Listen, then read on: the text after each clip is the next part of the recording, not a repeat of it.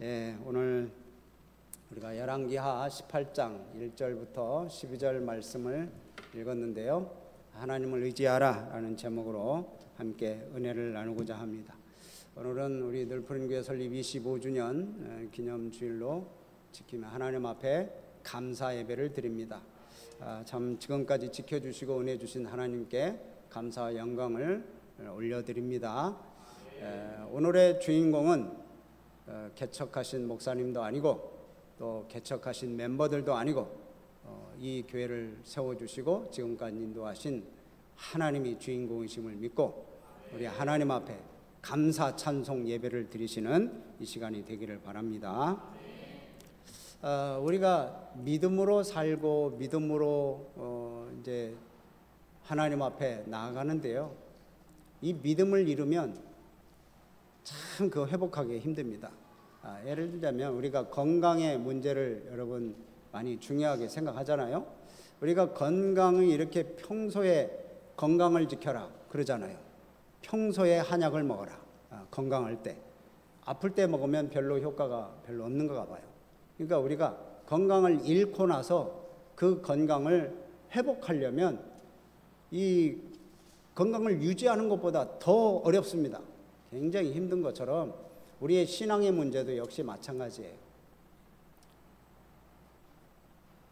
신앙의 문제가 흔들리거나 신앙의 침체가 오거나 그러면 이걸 다시 회복하는데 굉장히 힘듭니다. 그래서 이제 신앙의 건강을 회복하기 위해서 우리가 말씀을 늘 읽어야 되고 또 그 말씀을 듣고 말씀을 묵상하고 또 하나님 앞에 기도하는 삶을 살아가야 우리가 힘이 있는 거예요. 자, 오늘 말씀 우리가 열왕기하 18장 말씀을 읽었는데 이 18장 말씀을 보면 우선 히스기야 왕이라고 하는 이 사람에 대해서 줄곧 이렇게 쭉 나옵니다. 그래서 18장부터 19장, 20장 적어도 이 세 장에 걸쳐서 히스기야 왕에 대해서 이렇게 나와요. 이 히스기야 왕이 그래서 나빴다는 게 아니라 하나님 보시기에 정직했다. 하나님이 칭찬을 많이 하십니다. 그래서 이 히스기야는 정말 하나님의 사랑을 받고 아주 특별한 은혜를 입은 사람 중에 하나예요. 그만큼 하나님을 사랑하고 하나님을 가까이 한 그런 사람이죠. 이렇게 세 장에 걸쳐서 많은 이야기들을 이 히스기야에 대해서 했다는 것은 그만큼 중요한 업적을 이룬 사람이고 특별한 경건한 생활을 했다는 것이고 하나님께서 정직하게 행했다고 칭찬받은 그런 중요한 인물이기 때문에 그렇습니다. 그러니까 오늘 본문 말씀은 이제 18장에서 이제 12절까지만 읽었는데요. 이 12절까지 읽은 본문 중에 우선 히스기야 왕에 대해서 나와요. 이 히스기야 왕이 정말 정치를 잘했다. 또 뭐 정치를 잘했다는 것이 여기에 주 내용이 아니라 하나님의 은혜로 이렇게 정치가 잘 평안히 이루어졌다. 형통했다. 이런 말씀을 하시고요. 그 다음에 이제 이 비교되는 그러한 모습으로 북이스라엘의 모습이 나옵니다. 북이스라엘의 호세아 왕 때, 호세아는 북이스라엘의 마지막 왕이죠. 마지막 왕인데 이 마지막 왕 때의 그 모습을 하고 또 모습이 어떻는지 또 그 북이스라엘이 무너진 멸망당한 그 시점을 이야기하면서 이제 우리들에게 남쪽 히스기야 왕이 통치하던 그 나라와 북이스라엘의 멸망당한 그런 모습을 비교해 보면서 우리들의 모습을 보게 해요. 오늘 여기 본문 말씀을 통해서 우리 스스로의 모습을 보시기를 바랍니다. 우선 첫 번째 보면 히스기야 왕이 나옵니다. 1절 말씀 보면 그러죠. 유다의 왕 아하스의 아들 히스기야가 왕이 됐다. 뭐 이건 뭐 보통 있는 그런 이제 역사적인 기록이죠. 성경에 나오는 그런 기록인데, 이 히스기야가 25살 때 왕이 돼가지고 13대 왕으로 계속 이렇게 통치를 하다가 29년 동안 통치를 합니다. 29년 통치는 그래도 제법 한 거죠. 그래서 선한 왕으로 하나님 앞에 정직하다라고 하는 평가를 받습니다. 그래서 그 평가를 받은 것이 3절인데, 히스기야가 그의 조상 다윗의 모든 행위와 같이, 다윗의 행위와 같이 여호와 보시기에 정직하게 행했다. 여러분, 이 이스라엘의 왕들의 평가를 볼 때 정직하게 행한 왕은 다윗의 길로 갔다라고 하고, 악한 왕을 평가할 때는 여로보암의 길로 갔다, 이렇게 말을 합니다. 그러니까 여로보암이 악한 왕의 첫 번째 기준이 돼가지고 그냥 계속 북이스라엘의 왕들이 다 그렇게 간 거예요. 북이스라엘 왕 19명 중에 한 명도 하나님 보시기에 정직하다는 평가가 없습니다. 근데 남왕국은 그래도 좀 있거든요. 근데 그 중에 이제 히스기야가 그 사람 중에 한 명입니다. 근데 히스기야가 이렇게 하나님 보시기에 정직하게 행한 그런 모습이 그 다음부터 나오는데요. 자, 4절 말씀을 한번 보세요. 그가가 누구예요? 히스기야입니다. 히스기야 왕이 여러 산당들을 제거했다. 주상을 깨뜨렸다. 주상이라는 것은 이 서 있는 돌, 그런 것들을 다 깨뜨리는 거예요. 그러니까 뭐 우상들이죠. 다 깨뜨리고 아세라 목상도 찍어버리고 그런 거예요. 우선 여기 산당을 제거했다는 것에 여러분 우선 주목하시기 바랍니다. 여러분, 산당이 뭡니까? 산당은 그때 당시에 우상 숭배의 아주 주된 장소가 바로 산당이었습니다. 그래서 이제 그곳에는 가면 이방 신상들이 그곳에 있고요. 제가 한번 사진을 찾아보니까 무슨 성황당 비슷하게 막 요란스럽습니다. 그런 곳이 산당이에요. 그런데 이제 가나안 사람들이 자기 우상들을 섬기기 위해서 세운 그런 산당인데, 그런 산당이 예루살렘에 성전이 세워지기 전까지 이스라엘 백성들이 그곳에서 하나님 앞에 예배드렸던 장소가, 제사드렸던 장소가 이 산당이에요. 그러니까 하나님 앞에 제사드릴 장소가 없으니까 이 이방인들이 섬기는 그 장소에서 이스라엘 백성들이 그곳에서 하나님께 예배하는 장소로 사용했었어요. 그러면 예루살렘에 성전이 세워졌으면 그 다음부터는 어떻게 해야 돼요? 산당이 없어져야 되는데, 그 이후에도 산당에서 계속 그런 활동들을 하는 거예요. 예루살렘 성전은 예루살렘에만 있지, 산당은 여러 곳에서 있으니까 다 뿔뿔이 흩어져서 그곳에서도 예배한다고 예배하니까 뭐 이제 종교 혼합주의의 온상이 되어버리는 것이 이 산당이에요. 그래서 지금까지 이스라엘 백성들이 가나안 땅에 들어오면서부터 지금 히스기야 왕 전까지 계속 지금 성전도 세워져 있음에도 불구하고 산당에서 하나님 앞에 예배를 드리고 있는 거예요. 그러니까 하나님만 예배하는 성전이 아니라 그냥 우상도 섬기고 하나님도 섬기고 하는 곳이 되어버려서 이 종교 혼합이 되어버린 거예요. 이게 왜 이렇게 됐을까요? 그전부터 계속 해왔던 거라서 그래요. 전통 계속 해왔던 거예요. 그래서 그 히스기야 전 왕, 히스기야가 13대 왕인데 그 이전의 왕들이 그걸 없애지를 못했어요. 지금까지 계속 해왔던 거기 때문에 감히 이걸 손을 못 대는 거예요. 잘못된 거 알면서도 손을 못 대는 거예요. 참 역사 전통이 좋은 것만은 아니죠. 이런 거 보면 이 나쁜 전통을 손을 못 대. 근데 이 히스기야가 이것을 다 제거해 버립니다.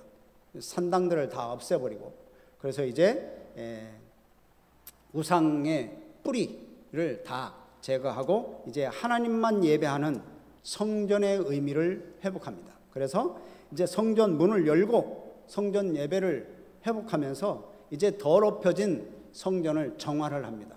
그래서 모든 일들을 이제 하나님 중심으로, 말씀 중심으로 이렇게 이끌어 나가는 왕이 히스기야 왕이었던 거예요. 그 다음 말씀을 보면 놋뱀을 부셨다라는 말씀이 있습니다. 4절 후반전에 보면 놋뱀을 부셨다. 이 놋뱀이 뭡니까? 민수기 21장 말씀을 보면 이스라엘 백성들이 이 하나님 앞에 불평하기 시작합니다. 그러니까 광야 생활을 하다가 정말 힘들고 어려운 기간이겠죠. 그러니까 하나님 앞에 불평하니까 하나님께서 뱀을 보내십니다. 불뱀을 보내셔서 이스라엘 백성들을 다 징계를 하셔요. 그래서 뱀에 물리는 자들이 다 죽습니다.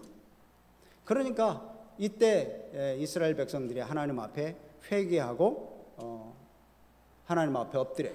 그러니까 하나님께서 모세를 통해서 그러면 그 불뱀을 놋으로 만들어서 놋뱀을 만들어 가지고 장대에 달아라. 그리고 그것을 보는 자마다 살 거라고 얘기해 놓고 그것을 쳐다보면 산다고 다 공포해라. 그래서 그걸 보는 자는 살았잖아요. 놋뱀을 만들어 놓고 놋뱀을 쳐다보니까 사는 거예요. 사람들이. 뱀에 물렸던 사람들이 독이 제거되는 거예요. 그러니까 얼마나 신기해요. 근데 그 놋뱀이 지금 성전에 잘 보관돼 있었던 거예요.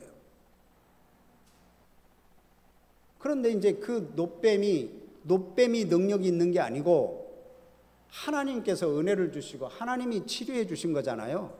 놋뱀을 쳐다보는 자, 그러니까 하나님의 말씀대로 순종하는 자들에게, 믿고 순종하는 자들에게 하나님이 치료의 은혜를 더해 주신 건데, 이 놋뱀이 대단한 능력이 있는 줄 알고 놋뱀을 섬기기 시작한 거예요.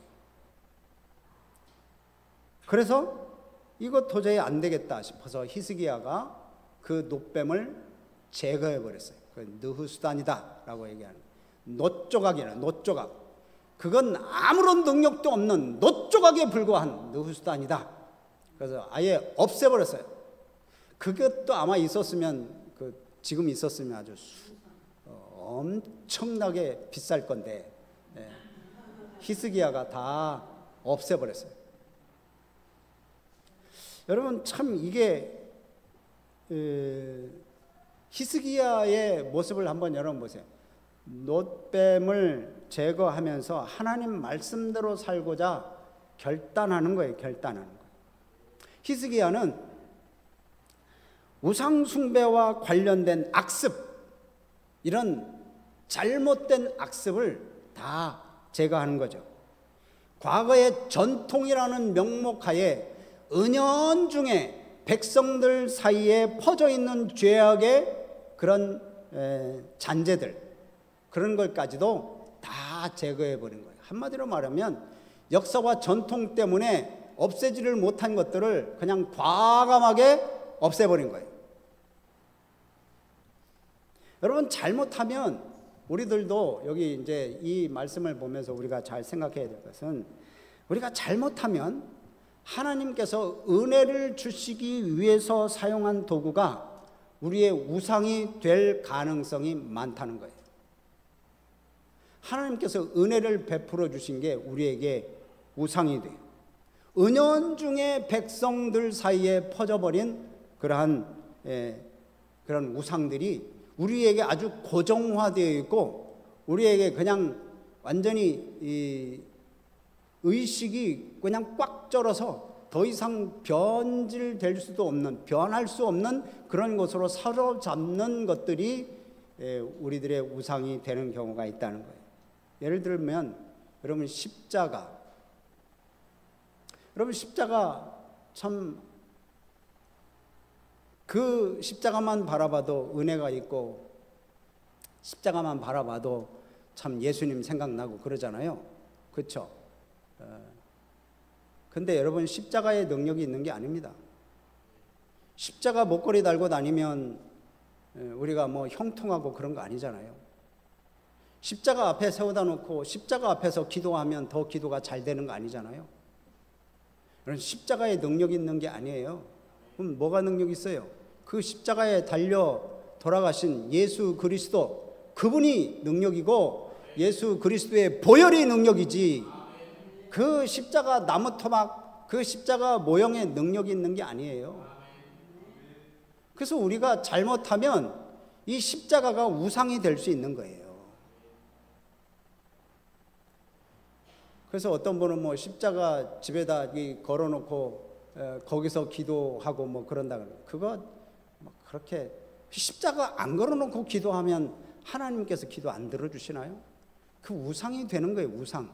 십자가 놓고 기도한다. 이런 것이 잘못하면 우리들이 우상이 돼요. 그래서 합동 측에는 십자가 못 걸게 되어 있어요. 여기 십자가 걸지 말아라. 그것도 우상이다. 여러분, 우리는 성경책, 이 성경책, 우리 성경 말씀을 읽잖아요. 이 성경 말씀을 읽는데, 이 성경 말씀을 읽을 때 참 이게 말씀이 너무도 귀하고 좋죠. 근데 이 성경책이, 이 종이와 글씨가 능력 있는 게 아니고 하나님의 말씀이 능력 있는 거죠. 그래서 뭐 이 성경책, 이 책이, 종이가 능력 있는 줄 알고 주무실 때 베고 자면 성경이 뭐 이게 내 머리에 들어오고, 여러분, 이건 정말 성경을 몰라도 너무 모르는 거예요. 지금 그렇게 하다가 이게 우상이 된다니까요. 성경을 차에 두고 다니면 차에 두고 다니면 사고 안 나는 줄, 사고 안 나는 것으로 우상이 돼버려. 우상.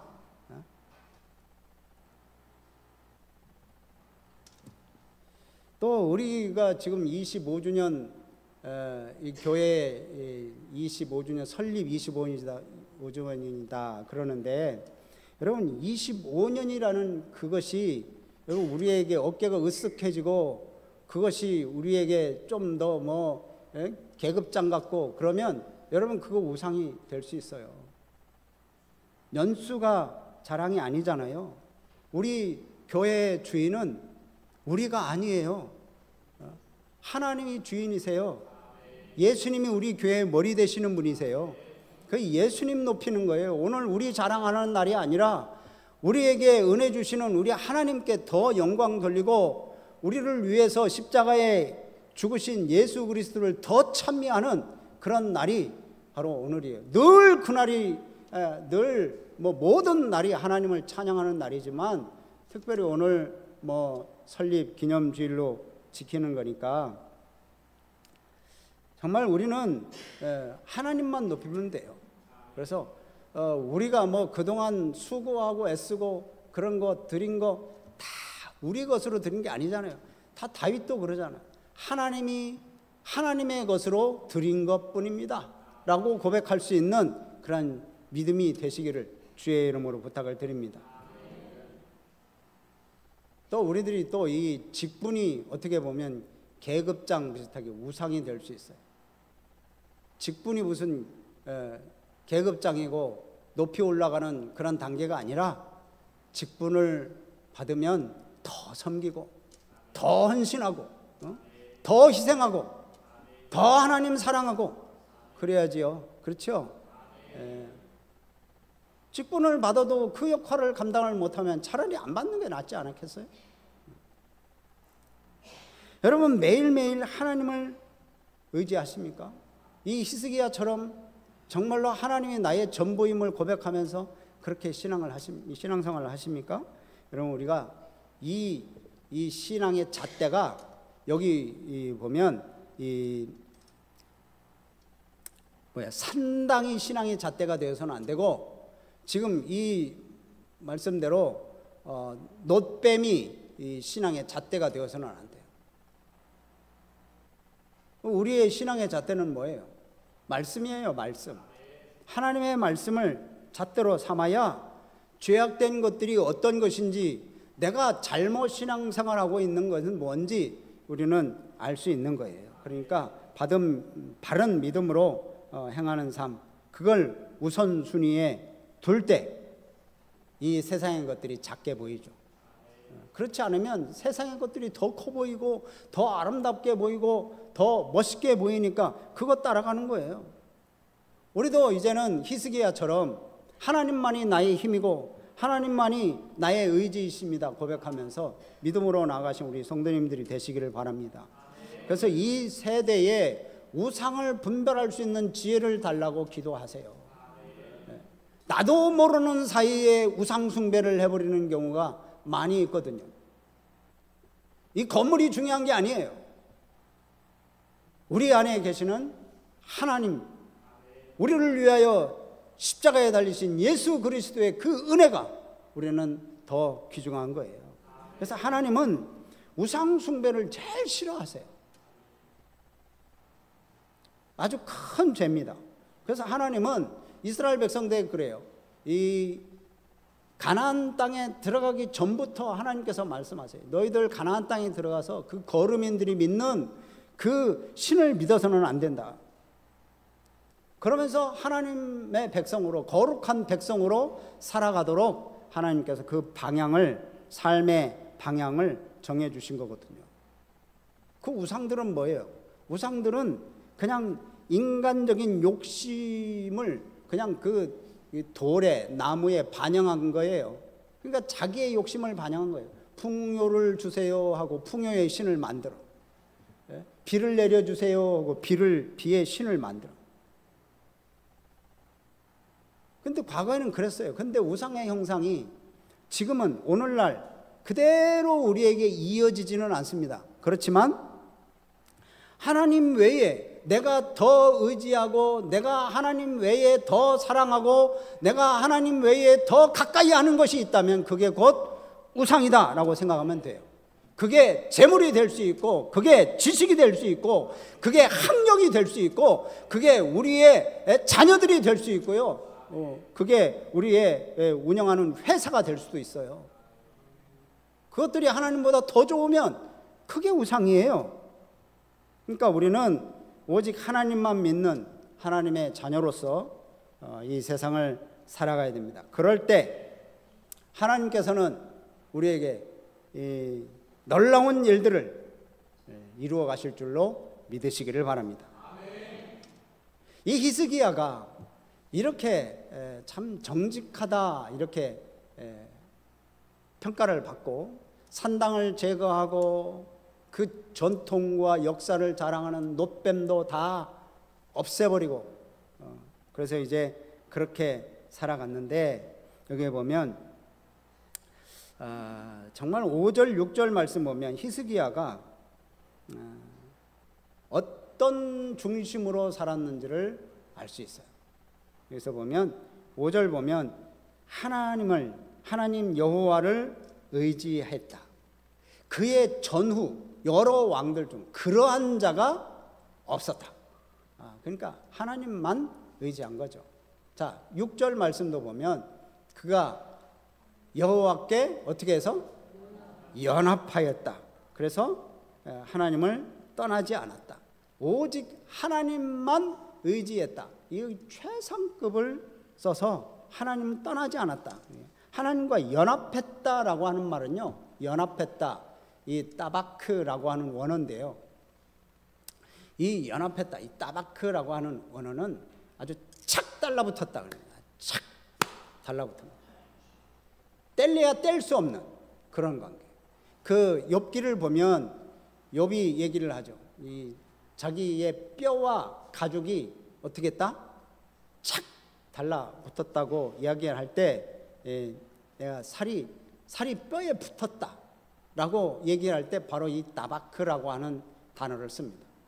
그러니까 딱 달라붙어서 더 이상 뗄래야 뗄 수가 없어요. 이 사이에 근육이 있어야 되는데 그냥 가죽과 뼈가 착 달라붙었다. 얼마나 참 고통스럽겠습니까? 그리고 또 이 단어가 또 어디에 쓰이냐면 룻기에 보면 나오미가 이제 모압 땅에 갔다가 다시 고향 땅 베들레헴으로 돌아갈 때 며느리들한테 너희들은 그냥 모압 땅에 남아라, 나는 가겠다. 그럴 때 룻 여인이 이 나오미 시어머니를 어떻게 되어 있어요? 붙쫓았다. 바짝 붙어서 쫓아갔다는 거예요. 그러니까 막 팔짱을 딱 끼고 어머니, 나는 어머니를 떠나지 않겠습니다 라고 했을 때 썼던 그 붙쫓았다고 하는 게 이게 다바크라고 하는 단어입니다. 그만큼 이 히스기야는 하나님과 연합했다, 딱 붙었다는 거예요. 떨어지지 않았다는 거예요. 뗄래야 뗄 수 없는 하나님과의 아주 끈끈한 관계, 그런 관계에 있으니까 하나님께서 어떤 반응을 보이셨습니까? 자, 7절 말씀 한 번입니다. 7절 시작. 여호와께서 그와 함께 하심에 그가 어디로 가든지 형통하였더라. 저가 아수르 왕을 배반하고 섬기지 아니하고.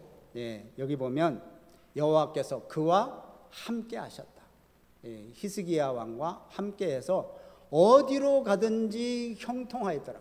다윗에게는 어디로 가든지 승리하였더라 그랬는데 여기도 이 히스기야 왕도 그런 거예요. 하나님이 함께 하셔서 어디로 가든지 형통하도록 그렇게 하신 거예요.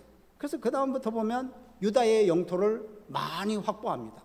그래서 이런저런 나라 가운데 땅을 많이 차지해요. 여러분, 이렇게 믿음의 사람이 또 히스기야가 형통한 삶을 살아가는 그 삶은 우연히 이루어지는 게 아닙니다. 성경에는 우연이라는 게 없어요. 다 하나님께서 함께 하시고 하나님이 역사하신 거예요. 하나님과의 동행함을 따라서 오는 축복이 바로 형통함입니다. 하나님은 거룩함을 향해서 부단히 나아가면서 그래서 순종하고 그 하나님의 말씀대로 헌신하는 자를 하나님이 기뻐하셔요. 그러니까 우리들도 하나님의 말씀을 듣고 순종해야 돼요. 그러면 하나님과 동행하는 그 길이 행복한 겁니다. 자, 그런데요, 이 히스기야 왕과 전혀 반대되는 그러한 모습을 이 북이스라엘의 모습을 통해서 보여주셔요. 지금 이 히스기야 왕이 함께해서 형통한 것과 북이스라엘이 하나님을 떠나서 멸망한 것과 아주 대조적으로 보여주는 말씀이 오늘 이제 말씀입니다. 그래서 9절, 10절, 11절부터 보면 북이스라엘은 이제 아수르에서 멸망당합니다. 거기 보면 살마네셀이랑 아수르 왕이죠. 살마네셀이 사마리아로 올라와서 다 에워쌉니다. 그래가지고 이 사마리아 성을 3년 만에 함락을 시켜요. 그리고 이스라엘 백성들을 다 잡아가지고 저 자기 나라의 이곳저곳에 다 흩어버립니다. 다 흩어요. 그 내용이 이제 여기에 나온 건데, 이렇게 멸망당한 이유가 뭐냐 이거예요. 자, 12절 말씀을 한번 보시죠. 12절 시작. 이는 그들이 하나님 여호와의 말씀을 듣지 아니하고 그의 언약과 여호와의 종 모세가 명령한 모든 것을 따르지 아니하였음이더라. 아멘. 하나님의 말씀을 듣지 않았다. 여러분, 듣지 않으니까 따르지도 않죠. 들어도 안 따르는데 듣지도 않았으니 어떻게 따라가요?